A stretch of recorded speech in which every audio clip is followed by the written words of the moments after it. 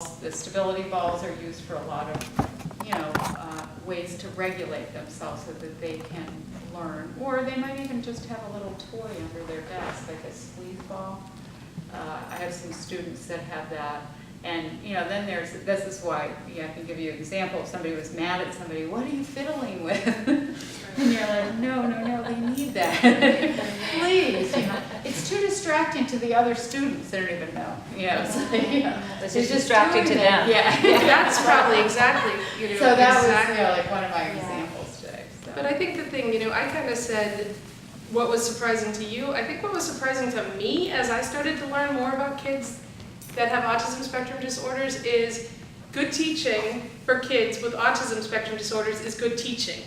Okay, so using visual support is good teaching for all kids. Jill made that statement, words stay, words go, and the pictures stay. All kids benefit from a written checklist. I mean, a lot of your professors put up a list of what you're going to be covering in the class, right?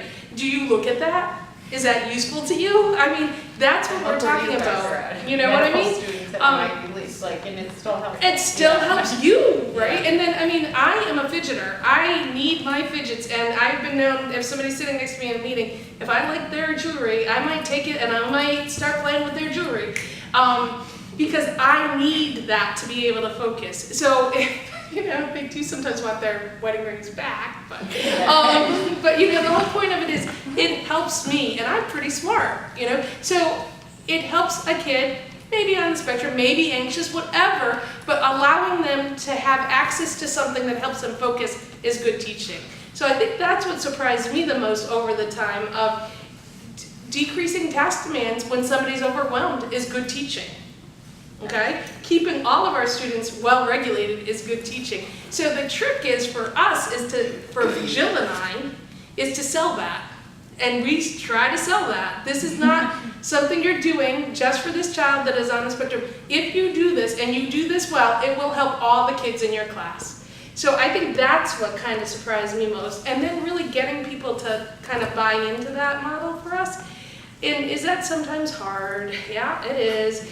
And it's hard. And I think the other thing that we have to remember is that there has been so much research, and whether you think, going right back to your question about do you cure, is the cure the important thing? That's a great question, but one thing that I think is amazing that the emphasis on autism spectrum disorders has brought about is, there has been incredible research in a way that I don't think there's been this kind of research on any other kind of real practical research of how do you help kids with autism spectrum disorders.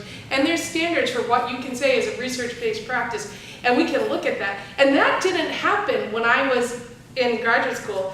I didn't have any of that. I knew nothing. We might have had one snippet of one course on autism spectrum disorders, right? One little snippet of it. And then all of a sudden, I've been working 20 years, and there's this plethora of research that I need to draw on that, I went with Jill, we did those courses because I felt like not only do I talk a lot, Jill is the one that she had it all moving, and I'm like, let's talk. But, not only do I talk a lot, but I needed access to that research. Now, a lot of the people that we work with went to school 20 years ago like I did, and don't necessarily know that research yet. So that's where I think we all can help people. Like you in your positions or in your practice as a teacher, you'll be those people that are trying to talk about research-based practice and how this is good teaching for, they won't take that from a doctor. Don't say that. They'll get annoyed if a doctor tells them what good teaching is. They will. So don't say that. But to ask about things like visual supports, that absolutely, are you able to put some visual supports in place? Or, how predictable is the schedule? Those kinds of questions as a physician asking a team, totally appropriate and totally helping them think about what best practice is. So in the public school model, how do you guys use assistive technology for these students? Oh, we use it a lot. Oh, that's a great question. I think we're going to even use it more. So how we typically do it is we have the person that usually kind of leads the team on that are the occupational therapists. And some occupational therapists, but I'll give a caveat to that. Occupational therapists, some of them have kind of a specialty domain and kind of looking at assistive technology. So we've moved so far from even 5 years ago, we were doing these things. You guys have never heard of these probably, Alpha Smarts? Have you heard? Yeah, they're like these little things that you can see like about 2 lines of text on, and that was like probably one of our biggest assistive technology things.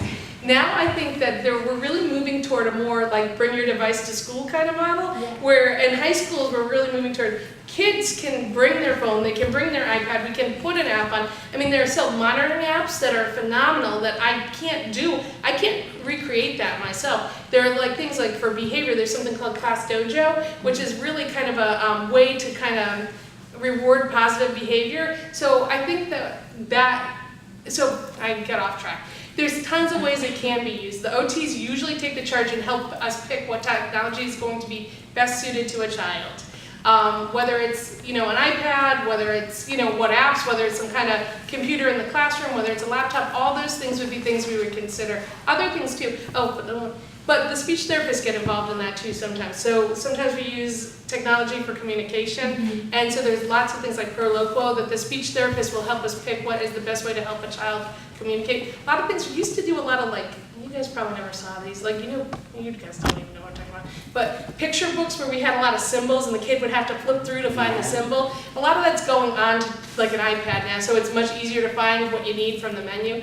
Much more portable, much easier to kind of change on the run. So I think technology is something that we're very, very interested. I think we need to get even better at using technology. And that's provided by the school? Depends on how it's all kind of set up. So there's a couple funding mechanisms, so one funding mechanism is Medicaid funds. So depending on if the child has access to Medicaid funds, sometimes that will be provided through Medicaid. If it's provided through Medicaid, it's actually the students, right? The student then, that's the student's iPad. If it's provided through the IEP, schools will pay for that sometimes if it's in the IEP. And to be in an IEP, you have to have the evaluation, you have to prove that it's related to the child's educational needs, blah, blah, blah. Then it belongs to the school. Then it belongs to the school. Okay. Yeah. I have a question, kind of unrelated. Reward system through the iPad? Yeah. What are the rewards? Well, the points are awarded through, the class that I'm using with, they use it right now, they have like, it's actually fun. They have a whole menu, you accumulate your points, but there's a whole menu that you pick, so it's not necessarily, the reward isn't necessarily using, it's like things like being able to sit in therapy ball in class instead of sitting in your chair, wearing your pajamas to school, having lunch with the teacher, so you accumulate points and then you pick them off a menu. But some kids will do... I have seen students that have like a game on the iPad. Yeah, then you can have access It to depends on whether it's a communication device or, like it's strictly, if it's somebody's voice, because a lot of times we have students that are nonverbal, and that's how they communicate.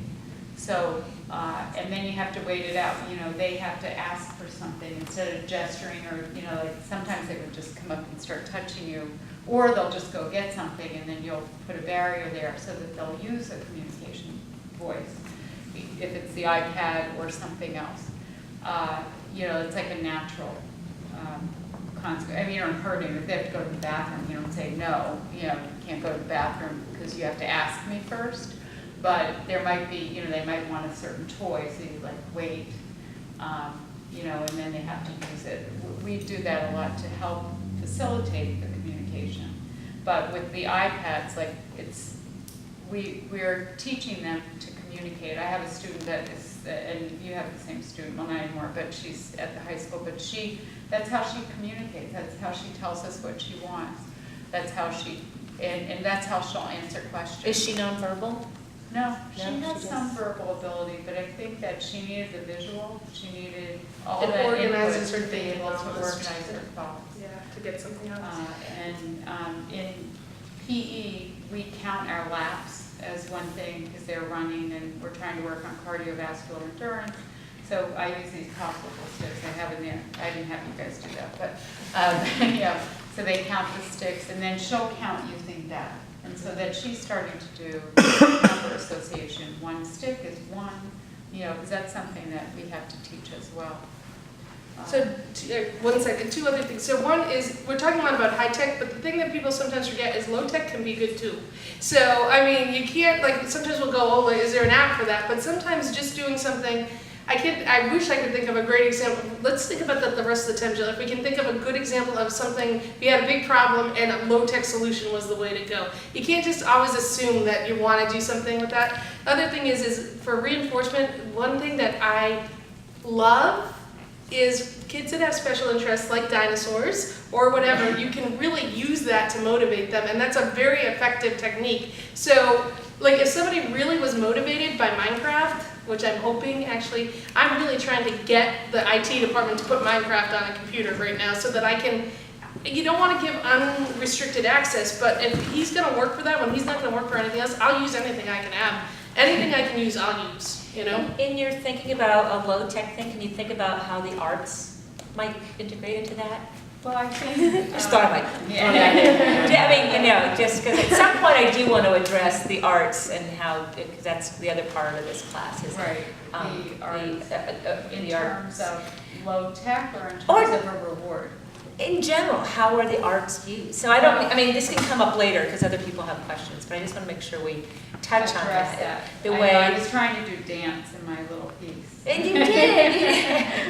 Yeah. But you know, and how the arts might come into play, how drawing, or how music, or how, and you talked about Drawing that. is real. I have students that, that drawing is their reward, and it's not like we would ever take art away. Right. But that's a preferred activity, so it's so calming, and especially with paint or with, you know, using other mediums, that they can earn it. So it's a regulator too, right? It And is a that's really regular what I would art. say, the big thing that I would see, how for us the arts would come into play is really, it really is a way that kids regulate themselves by, whether it is through, I mean, we do a lot with some kids start their day by looking at like photography set to music that have, you know, so many beats per minute, and that's how they get like a restart on their day, is they actually have access to that music and the, you know, those beautiful pictures, because that gives them a break from, this is what happened at home, whatever happened at home, this is your reset, here, start your day fresh, and now you're going to school. But really, lots of kids will choose to do something related to arts to regulate themselves. So absolutely, drawing, painting, absolutely, access to music, absolutely. Now, one thing that we haven't done, no, we do. Some of our kids, which is actually really cool, that go to other places. This is actually a great place. This is a great example, not low tech, but this is a great example of how the arts really support our kids. Is kids that maybe aren't able to be in our setting because they have such significant needs that they are in a specialty program, quite a few will come back and participate in the arts programs at our school. So they might be in the play, they might be in the jazz band.